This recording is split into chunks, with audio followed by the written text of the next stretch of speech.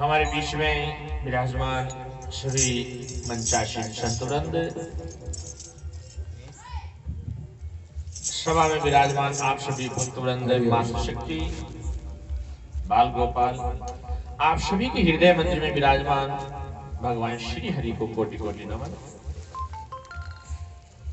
बड़ी खुशी की बात है कि हम सभी भगवत चरणों का सहारा लेकर के राम सभा में बैठ करके और सत्संग कथा अमृत रसपान कर रहे हैं।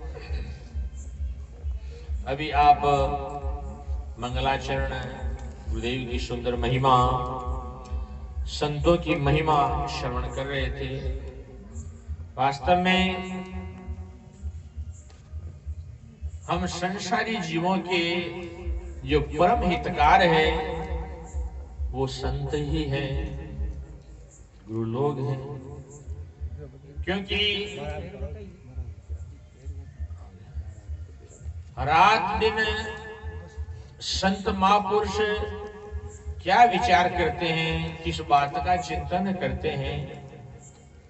हम संसारी लोग तो रात दिन माया के खोज निकालते हैं, हमारा जुगाड़ कैसे जमे, हमारे को दो पैसे की प्राप्ति कैसे हो, हम सुखी कैसे होवे। तो ये सांसारिक इच्छाएं और वासनाएं लेकर के भटकते हैं। लेकिन संत रात दिन किस बात का चिंतन करते हैं? संत रात दिन ये चिंतन करते हैं कि ये समाज सुखी कैसे होवे, इस समाज में जो दुख है, जो अशांति है, जो अराजकता है, वो कैसे दूर हो। इन संसारी प्राणियों पर भगवान की कृपा दृष्टि कैसे बढ़े, ये संसार के प्राणी कैसे सुखी हो, ऐसा क्या उपाय करें जिससे कि ये संसारी लोग सुखी। वो रात दिन ये चिंतन करते हैं। क्योंकि संत महात्मा जो है वो परमार्थी होते हैं। इस संसार में परमार्थ के लिए चोला धारण करके आते हैं। वो स्वयं तो आप्तकाम पुरुष हैं, उनको किसी वस्तु की प्राप्ति नहीं चाहिए, क्योंकि उनको जो वस्तु चाहिए वो उन्हें प्राप्त है। लेकिन ये संसार के लोग सुखी कैसे होवे, ऐसा उपाय वो रात दिन करते हैं। तो इसीलिए हम सब लोग संतों की शरण में होकर के, गुरु लोगों की शरण में जाकर के अपने आप को उनके समर्पित करके और सदा सदा के लिए सुखी हो सकते हैं। क्योंकि उनके चरणों में सदा जो है सब प्रकार के पाप ताप अभिशाप मिटाने की शक्ति मौजूद है। महापुरुषों के चरण अपन क्यों मंडाते हैं, महापुरुषों का पदार्पण क्यों करवाते हैं? क्योंकि उनके पदार्पण से, उनके दर्शन स्पर्शन से हमारे सारे अज्ञे दूर होते हैं और जहां वो पधारते हैं वो भूमि पवित्र हो जाती है, वहां के सब पाप ताप दूर हो जाते हैं और उन जीवों को शांति मिलती है। क्योंकि अशांति का मूल कारण पाप है और संतों के पदार्पण से पाप का नाश होता है। भक्ति सागर में चरणदास महाराज कहते हैं, पृथ्वी पावन होत है सब ही तीर्थ आद, चरण दास हरि यूं कियो चरण धरे जा साध। जहाँ संतों के चरण उगड़ते हैं वो पृथ्वी पावन हो जाती है, पुण्यमयी हो जाती है। और जहाँ संतों का सत्संग प्रवचन होता है वहां से सारे पाप ताप दूर हो जाते हैं, नष्ट हो जाते हैं। और वो पाप कहाँ जाते हैं? किसी ने शंका कर ली कि महाराज वो पाप उतरते हैं, सत्संग जहाँ होती है वहां पाप उतरते हैं, तो वो पाप कहाँ जाते हैं? भाई जहाँ सत्संग कराने वाले के घर पर उतर गए तो पाप तो खड़े करते हैं, तो वो तो साहित्य सत्संग करवाएगा, क्योंकि सारे पाप तो उसके घर पर रह गए, तो उसके तो और खड़े हो गई। तो घर वाले के पास रहने नहीं चाहिए। और यदि कोई सत्संग श्रवण करने के लिए आता है, यदि वो पाप उसके लग जाए तो वो साहित्य सुनने के लिए आए। भाई वो पाप लेने तो आता नहीं है, और न तो वो घर वाला जो सत्संग करवाता उसके वहां रहते हैं, न कोई पाप लेने के लिए सत्संग में आता है। तो फिर कहा भी है कि सत्संग में पाप जड़ते हैं, उतरते हैं, तो फिर वो पाप कहां जाते हैं? तो ये प्रश्न भगवान इंद्र ने गुरुदेव बृहस्पति महाराज से किया कि उन पापों का क्या होता है, वो कहां जाते हैं? तब उन्होंने कहा कि हे देवेंद्र, या तो उनका कोई ग्राहक बन ही जाता है, उन पापों का कोई ग्राहक बन ही जाता है। कैसे? कि या तो कोई राम सभा में आकर के अव्यवस्था करता है, सभा भंग करने की कोशिश करता है, तो उस पाप का वो भागी हो जाता है। या सत्संग में आकर के कोई नींद लेता है या बातें करता है, तो कुछ उसके पाप हिस्से में आ जाते हैं। भगवान की कथा में जाकर कोई बात करता है, सोता है, तो पाप उसके हिस्से में आते हैं। तो कहा कि भगवान ऐसे कोई आवे ही नहीं, कोई नींद नहीं ले, कोई बातें नहीं करे, और सभी सज्जन लोग वहां पधारे, तो फिर उस पाप का क्या होता है? तो बृहस्पति जी महाराज ने कहा कि इंद्र, वो जो पाप है, वो पाप संतों की वाणी के द्वारा, ज्ञान की अग्नि के द्वारा वही भस्मीभूत हो जाते। ज्ञान के अंदर भगवान गीता जी में कहते हैं, ज्ञानाग्नि दग्ध कर्माणि तमाम पंडित। ज्ञान की अग्नि जो है सर्व पापों को, सर्व कर्मों को दग्ध मानी नाश करने वाली है। इसीलिए वो पाप वहां ज्ञान के द्वारा नष्ट हो जाते हैं और हम सभी को सुख मिलता है।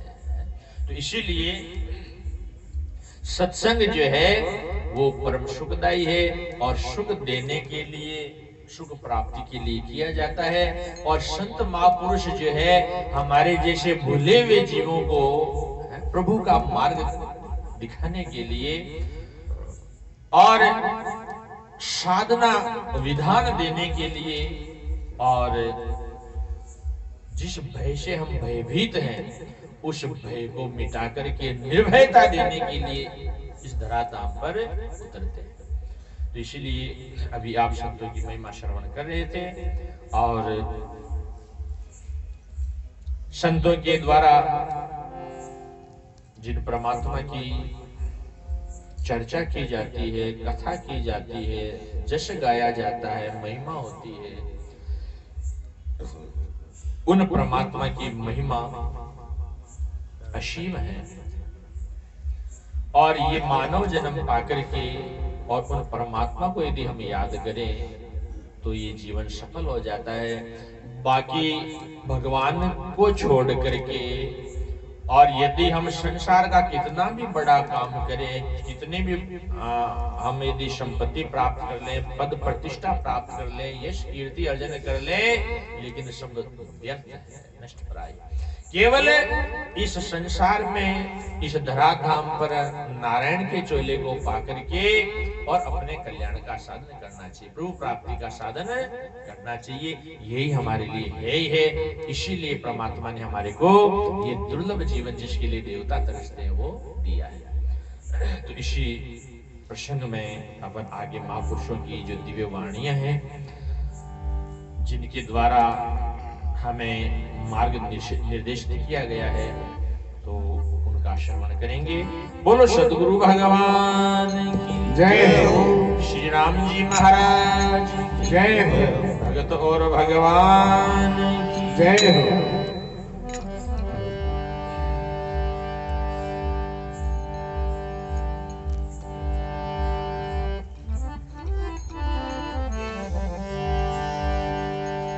गोविंद का गुण गाई सके तो गाई रे, धन जो मन की बार दिनों दिन जाए रे। मानव जन्म जान अमोलक पावना, निर्भय पूरी भज राम, फेर नहीं आवना।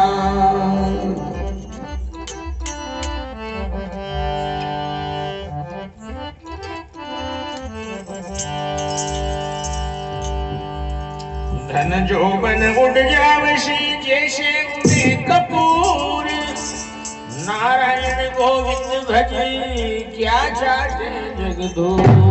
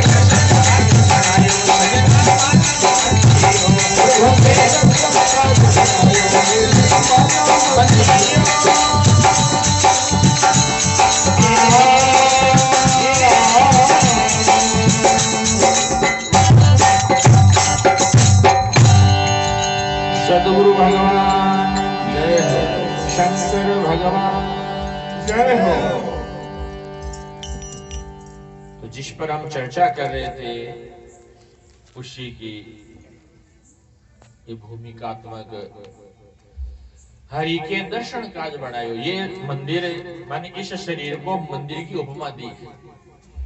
और ये मंदिर क्यों बना है? ये मंदिर भगवान का दर्शन करने के लिए। मंदिर क्यों बनाते हैं? मंदिर भगवान का दर्शन करने के लिए बनाते हैं। तो ऐसे ही ये जो शरीर मिला है ये केवल प्रभु की प्राप्ति के लिए मिला है। इस शरीर को, इस तन को पाकर के और भगवान का दर्शन कर लेना। हरि के दर्शन काज बनायो सजना मानव। ये मंदिर, ये शरीर न तो केवल खाने पीने के लिए मिला है, न कोई बच्चे बच्चे पैदा करने के लिए मिला है, न ये सोने के लिए मिला है, और न ये भयभीत होने के लिए मिला है। आहार निद्रा भय में तो नर पशु एक समान। नर में अधिकता ज्ञान की, ज्ञान बिना तो पशु। ये चार ही काम करते हैं, तो ये तो पशुओं में और हमारे में कोई फर्क है। तो इस जन्म को पाकर के और विचार भी कीजिए कि यदि ये शरीर भगवान आहार करने के लिए देता, कि भाई ये मनुष्य का शरीर तो पेट भरने के लिए, आहार करने के लिए दिया है, तो विचार की बात है कि अपने शेर या पाव का पेटिया है तो इतना ही खाने के लिए इतना छोटा पेट छोड़ देते, क्योंकि भगवान ने खाने के लिए मनुष्य जन्म दिया है, तो फिर ये पेट इतना छोटा छोड़ देते। अरे अपने से तो हाथी अच्छा जो मन शवावण खाता तो है, तो इसे अर्थ खाने के लिए तो ये पेट नहीं दिया भगवान ने, ऐसा शरीर खाने के लिए तो नहीं दिया है। और बच्चे बच्ची पैदा करने के लिए देता तो भी ऐसा शरीर नहीं देता, क्योंकि ये तो एक एक बच्चा ही पैदा होता है। और यहाँ शुक्री के 12 होते हैं, कुकरी के 8 होते हैं, शरभणी के 100 बच्चे पैदा होते हैं बिछुड़ी के। तो यदि बच्चे बच्चे पैदा करने के लिए भगवान शरीर देता तो ऐसा शरीर देता जो बहुत सारे बच्चे पैदा हो जाए। तो इसका मतलब न बच्चे पैदा करने के लिए जीवन मिला है, और निंद्रा नींद लेने के लिए भगवान बनाते, पड़े ही रहने के लिए हमारे को बनाते, तो अजगर बना देते, पड़े रहते माटी खा करके। लेकिन भगवान ने हमारे इसलिए भी ये जन्म नहीं दिया है, और भयभीत होने के लिए हमारे को ये जन्म निर्भय होने के लिए मिला है। जानवरों की तरह भयभीत होकर के दौड़ने के लिए नहीं मिला है। तो विचार कीजिए, ऐसा दिव्य जन्म हमारे को भगवान ने किस लिए दिया है? ये दिव्य जीवन भगवान की भक्ति करने के लिए, भजन करने के लिए, प्रभु प्राप्ति के लिए दिया है। मंदिर भजन दर्शन के लिए बनाया जाता है। मंदिर के अंदर कोई भैंसे थोड़ी बाढ़ते, भैंसे तो बाड़े में बाढ़ते हैं। ऐसे ही मंदिर में क्या होता है? भगवान विराजमान होते हैं। ऐसे भगवान कहते हैं ईश्वर सर्वभूतानां हृदय देशे अर्जुन तिष्ठति। तो आप सभी के हृदय मंदिर के अंदर भगवान प्रतिष्ठित है, और 84 लाख जोड़ियों में इस नर जन्म को मंदिर की उपमा दी है। बाकी को तो मकान की उपमा दी है, बाकी इस शरीर को मंदिर की उपमा दी है। तो ऐसा दुर्लभ तन पाकर के क्या करना चाहिए? हरि के दर्शन काज बनायो, भगवान का दर्शन कर लेना चाहिए, भगवान के दर्शन की कोशिश करना चाहिए। हमारी वृत्ति, हमारी जो इंद्रियां हैं वो बहिर्मुख है, वो बाहर की तरफ विषयों के पीछे दौड़ती है, लेकिन महापुरुषों के चरणों में बैठ करके उनको अंतर्मुख करना चाहिए और भगवान का दर्शन करना चाहिए। तो फिर कहा है ये मंदिर बना किससे है? 5 तत्व और 3 गुणा से रचियो मंदिरियो। 5 तत्व और 3 गुणों के कार्य से ये मंदिर बना हुआ है। और रचियो मंदिर बसियो अंदर श्याम सुंदरियो। और इस मंदिर की रचना करके वो रचनाकार जो श्याम सुंदर है वो अंदर विराजमान हो गया है। और फिर कहा है कि बिना दीपक प्रकाश सदा बिन सूरज चंद्रियो। इस मंदिर में अपन मंदिर बनाते हैं, उसमें दीपक करना पड़ता है, उजाला करते हैं, तब भगवान का दीदार होता है। लेकिन इस मंदिर में तो स्वयं जो देवता है वो स्वयं प्रकाशमान है, यहाँ दीपक की अपेक्षा ही नहीं है। बिना दीपक प्रकाश सदा बिन सूरज चंद्रियो। अरे प्रकट देव परिचय कोई बिरला समझे गंदरियो। देवता प्रकट है, बोलता है, चेतन है, पर फिर भी कोई बिरला ही दर्शन कर पाता, समझ पाता है। अब अपन विचार करो कि ये शरीर जब जाता है तो ये लाश यही पड़ी रहती है, तो इसमें से हाँ चेतना कहाँ गई? वो चेतना किसकी थी? हम लोग इस शरीर में फिदा हो रहे हैं, शरीर का बढ़ाव करते हैं, शरीर पर रोते धोते हैं, लेकिन विचार कीजिए इस शरीर की सुंदरता कहाँ गई? इस शरीर में सुंदरता किसकी है? उस चेतन तत्व की, उस परमात्मा की। वो परमात्मा ही परम सुंदर है, ये शरीर सुंदर है। यदि ये शरीर सुंदर होता तो परमात्मा जब इसे विलग होता तो ये सुंदर नहीं होता, ये बुरा नहीं लगता। लेकिन लाश बढ़िया लगेगी, सुंदर लगेगी? लाश सुंदर को लगे, क्यों? कि उसमें सुंदर कौन है? परमात्मा। उसमें चेतन कौन है? परमात्मा। तो वास्तव में परमात्मा इसके अंदर विराजमान है, लेकिन जैसे भगवान श्री कृष्ण महाराज सबके बीच में होते हुए भी कोई उनको जान ही नहीं पाया, कोई बिरला ही उनको पहचान सका, बाकी सबके साथ में रहते हुए भी भगवान को किसी ने जाना ही।